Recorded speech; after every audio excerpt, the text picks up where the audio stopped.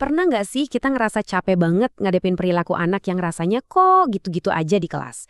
Kayaknya cara-cara lama yang dulu kita anggap ampuh, sekarang udah nggak mempan lagi. Oke, yuk kita bahas bareng. Sebentar lagi kita bakal coba menata ulang cara kita memandang disiplin. Kita akan bergeser dari yang tadinya cuma sekedar reaksi menjadi sebuah koneksi yang benar-benar membangun. Nah, ini pertanyaan yang kayaknya sering banget ya muncul di kepala para guru dan juga orang tua. Kita lihat ada anak nangis atau mukul temennya atau nggak mau berbagi, refleks pertama kita pasti pengen perilakunya berhenti saat itu juga. Tapi pertanyaannya, apakah itu beneran menyelesaikan masalahnya? Atau jangan-jangan cuma menunda ledakan berikutnya?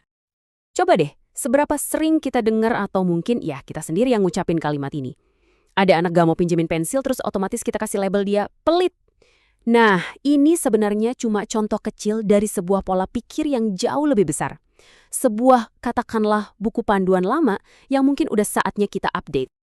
Yuk, sekarang kita coba bedah buku panduan lama ini. Ini tuh isinya serangkaian respons yang kita lakuin hampir tanpa mikir. Kenapa?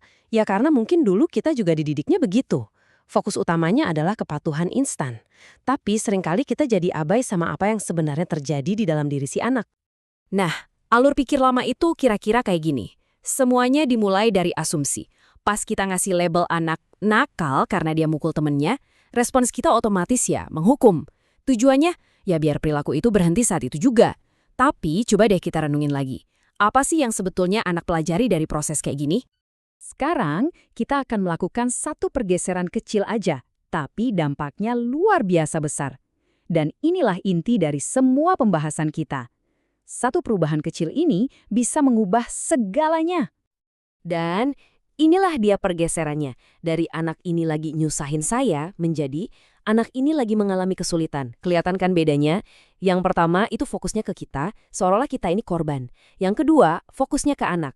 Jadi perilaku buruk itu bukan serangan personal ke kita, tapi sebuah sinyal, sebuah cara komunikasi kalau mereka sebenarnya butuh bantuan. Oke, sekarang kita lihat gimana asumsi baru tadi bisa mengubah total cara kita merespon ledakan emosi di kelas. Ini adalah langkah pertama untuk mengubah momen-momen yang tadinya kacau jadi sebuah kesempatan emas untuk membangun hubungan yang lebih kuat. Di tabel ini perbedaannya kelihatan jelas banget. Kalau pakai cara lama, kita fokus sama aksinya. Mukul itu salah, jadi hukumannya apa? Titik. Tapi di cara baru, kita fokus ke pemicunya. Emosi apa yang ada di balik pukulan itu? Kita bukan berarti membenarkan pukulannya loh ya, tapi kita akui dulu perasaannya. Kalimat sesederhana ini, "Kamu marah ya?" Itu powerful banget loh. Daripada kita mulai dengan bentakan, kita justru mulai dengan pertanyaan yang menentukan kita paham. Ini membuat perasaan anak jadi valid, mereka merasa dilihat. Dan ini membuka pintu untuk kita ajarkan cara yang lebih baik buat mengekspresikan marah, bukan malah menutup komunikasi dengan rasa takut. Pola yang sama berlaku buat semua emosi besar, entah itu anak yang nangis karena ditinggal ibunya atau cemburu karena temannya dapat pujian. Daripada kita sangkal perasaannya, kita bantu dia menamai perasaan itu. Nah, ini adalah langkah pertama yang krusial untuk mengajarkan kecerdasan emosional. Oke, itu tadi soal emosi. Sekarang kita beralih ke perilaku yang butuh keterampilan sosial. Sering banget loh anak itu berperilaku buruk, bukan karena mereka mau jadi anak nakal, tapi karena mereka memang belum tahu cara yang lebih baik. Jadi tugas kita adalah mengajar, bukan cuma sekedar mengontrol. Skenario berbohong ini penting banget nih. Pendekatan lama yang pakai ancaman hukuman justru malah menciptakan alasan yang lebih kuat buat anak untuk berbohong lagi. Betul kan? Mereka jadi nggak belajar tentang pentingnya kejujuran, mereka cuma belajar gimana caranya biar nggak dihukum. Ini ironis banget, tapi sering nggak kita sadari.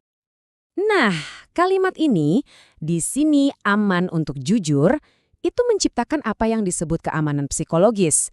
Ketika anak tahu kalau kejujuran itu nggak akan disambut dengan amarah, mereka jadi lebih mungkin untuk berani mengakui kesalahan. Dan dari situlah, kita bisa mulai mengajarkan tentang tanggung jawab dan gimana caranya memperbaiki kesalahan. Jadi, setiap perilaku buruk itu sebenarnya adalah sinyal adanya keterampilan yang belum berkembang. Anak yang menyerobot antrian itu bukan tidak disiplin, tapi mungkin dia belum paham konsep antre dan sabar. Jadi, solusinya bukan nyuruh dia ke paling belakang, tapi ajak dia latihan bareng cara mengantri. Kita beralih dari menghukum menjadi melatih. Oke, kita udah sampai di bagian akhir. Yuk kita coba mundur sedikit dan tanya ke diri kita sendiri. Sebenarnya, apa sih tujuan akhir dari semua upaya disiplin yang kita lakukan? Apakah cuma biar kelas jadi tenang sesaat, atau ada sesuatu yang jauh lebih dalam dari itu? Slide ini benar-benar menggambarkan dua jalur yang kita pilih setiap hari.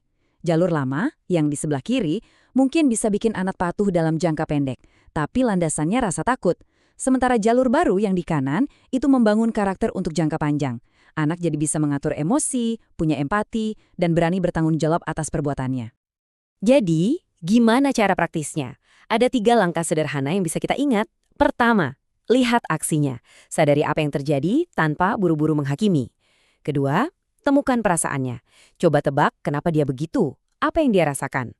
Dan ketiga, ajarkan keterampilannya. Gunakan momen itu untuk mengajarkan cara yang lebih baik. Lihat, pahami, ajarkan. Gampang kan?